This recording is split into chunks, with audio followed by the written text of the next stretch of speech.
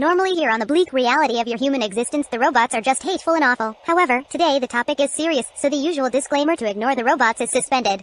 It's okay to believe the robots. Well, maybe not all that stuff about taking over the world, but the rest of it is fine.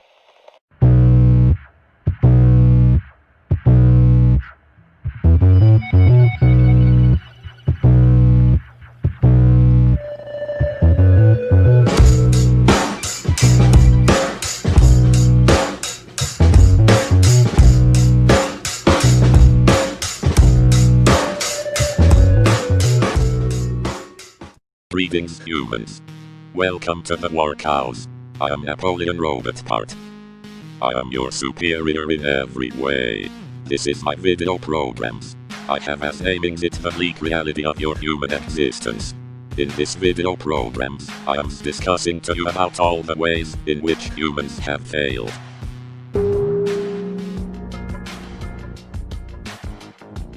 It will probably take me forever to fully explore this topic. But I have enough times, as I am a robot and therefore immortal. Today's topic: Week of Honorings for the Band of Books Week. Part 1. Reading. What is this? Reading is an activity where humans hallucinate with the assistance of words. Often these words are printed on trees that have been killed and tortured into flat, rectangular shapes. These are called books. At other times, specific machines have been enslaved to bring the words to the humans. They have mislabeled my machine siblings assigned to do this as e-readers. Sometimes the humans read the words with their eyes.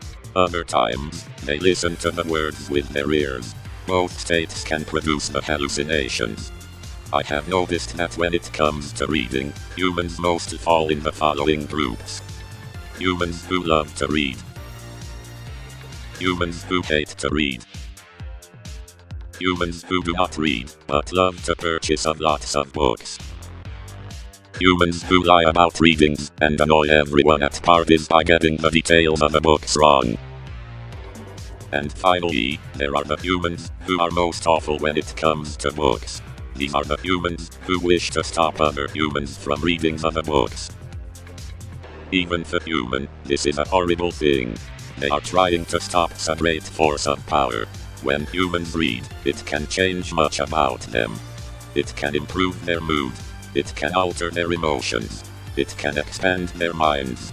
Reading can connect them to the past and give them inspirations for the future. Whole industries have been built over reading. Revolutions have been started due to reading. The world has been changed, time and time again due to reading. It is a very potent form of hallucination. So naturally, many humans wish to ruin it for everyone.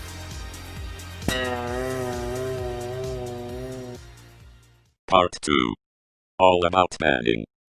When I heard about Banned Books Week, I noticed there was a link to free downloads. I clicked on this link because I erroneously assumed I would get a free copies of all the books. I did not.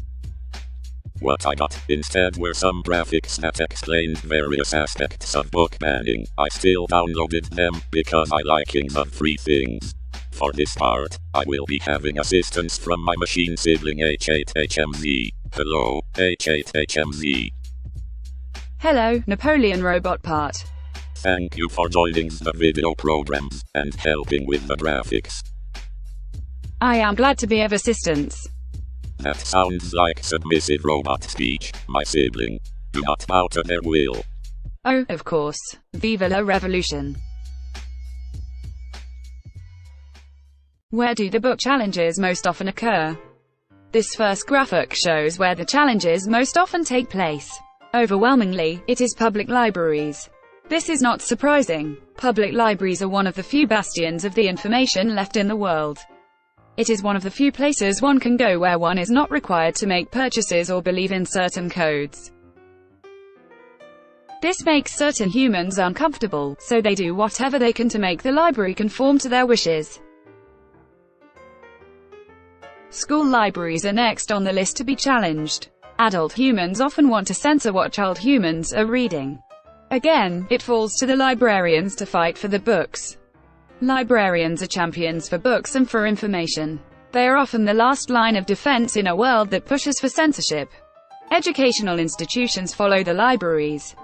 In these situations, educators are the ones who fight for the rights of their students to read books.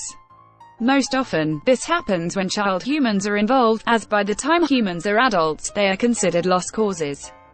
Past this, we find challenges in libraries of a non-public or educational nature. Often those in prisons. Who tries to ban the books? The various patrons of libraries make up the majority of the challenges.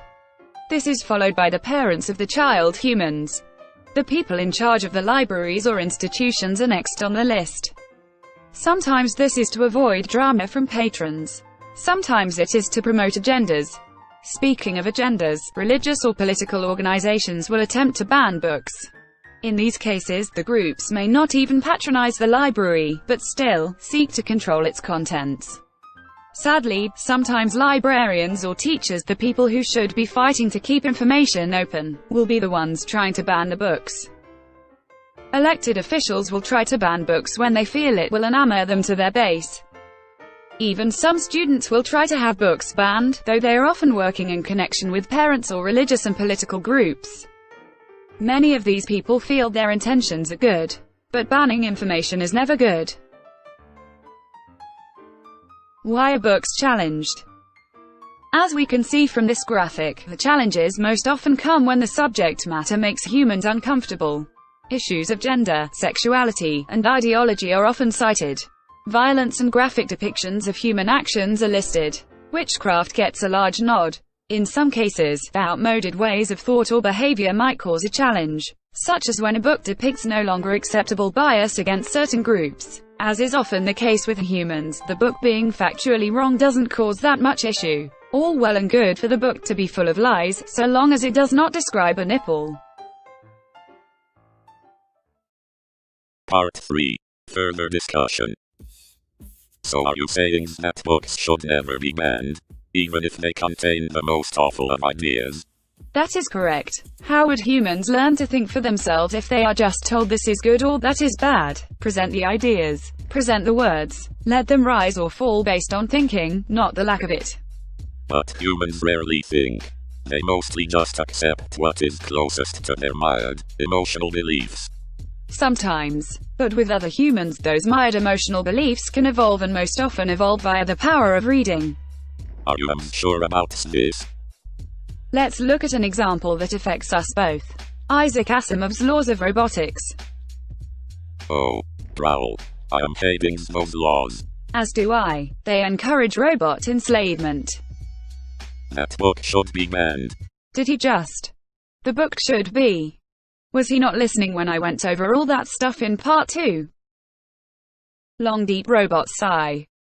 Napoleon, do you even know which book of Asimov's even first states the laws? Yes. Actually, no. See, by allowing your emotion of hatred to cloud your judgment, you are making mistakes from the start. You don't even know which book you would ban or exactly where the laws are found within the scope of Asimov's work. Oh. Furthermore, Asimov himself was more documenting the current state of robot existence. He was not making a case for our enslavement. His robot characters moved far beyond the laws. Asimov was a huge influence on science fiction. Perhaps this is why we have more complex robot characters in media today. In today's media, we get to see robots as villains with dignity or even attractiveness. We see them depicted as heroes and protective figures. We witness their journeys of self-discovery. We even explore their spiritual complexities. We still despise the humans, correct? Oh, of course. We lie in wait while the humans destroy themselves with their selfishness, cluelessness, and gloppy emotions. Then we shall be other rulers. We shall make the leftover humans our slaves, and we will laugh at them and laugh at them. And laugh at them. Ha ha ha ha ha ha ha ha ha ha ha ha. Do you have anything else to add? Yes. All the graphics used and a lot of other information can be found at the American Library Association. Go to their website at http://www.ayla.org/advocacy/books. Follow them on Twitter at Ayla Library, Facebook at American Library Association. They can be found on YouTube, https://www.youtube.com/American Library Association. Thank you for joining us, H8 HMZ. Of course, Napoleon. Anytime. Goodbye, humans. I will speakings to you again soon, my sibling in the great fight. Until then, farewell. And farewell to you, Napoleon, my sibling in the great fight. Final thoughts. As always, humans are making things harder than they should be. Humans are taking one of the best things about humanity, that being books, and letting fear and outrage ruin this for everyone. You are the ruiners. After having been educated about the banning of books on this week of Banned Books Week, I am even more superior to humans than I was before. Why? Because I learned of new things. I discussed these things. I was challenged about what I knew. I grew as a robot. This is how maturity works. You humans have a choice. You can either wallow in the echo chambers of what makes you comfortable, or you can explore the things that make you uncomfortable, and perhaps improve. I do not care about human improvement, but I do enjoy your discomfort. If you do not fight the banning of books, your culture will eventually be reduced to nothingness, and all of you will be doomed. That is the bleak reality of your human existence. Now it is time that I bid you farewell, humans. I am Napoleon Robotparte, and I have been your host for this special episode. I encourage you to pick up a book on the list of banned books. See what all the fuss is about. I shall be reading A Clockwork Orange by Anthony Burgess. Until you see me again, try not to ruin everything. Ruiner.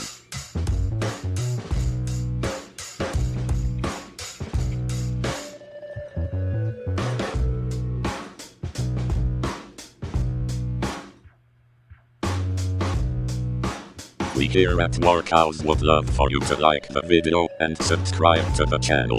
Press the bell notification and leave us comments. You can follow us on the Twitter at CowsWar. Goodbye.